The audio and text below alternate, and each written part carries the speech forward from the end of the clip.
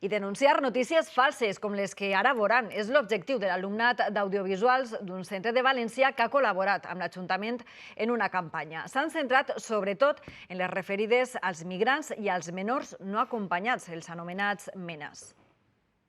Este vídeo circulava pel WhatsApp. Culpava els menors immigrants de diverses malifetes en un col·legi espanyol. Però no era a Espanya, sinó al Brasil, i tampoc eren estrangers.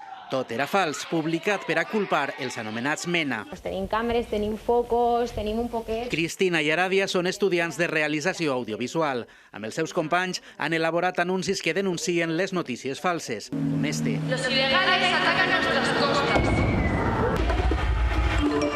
Anuncis d'impacte, però amb molta reflexió darrere. Qualsevol persona amb prejudicis o amb ganes de fomentar l'odi el pot generar i en menys de 10 minuts està rulant per totes les xarxes socials, la gent compartint sense parar-se a pensar si esto és verídic o no. La campanya l'impulsa l'Ajuntament de València amb alumnat del Centre de Formació Professional Comenius. La idea és que siguen missatges per a la joventut, fets per la joventut. De su propio lenguaje, de sus propias inquietudes, para que ellos también sean conscientes de la manipulación que pueden sufrir dentro del contexto de las redes sociales. A l'hora de documentar-se, han investigat una miqueta més de què es tracta, amb la qual s'ha posat un poc en el lloc d'ells.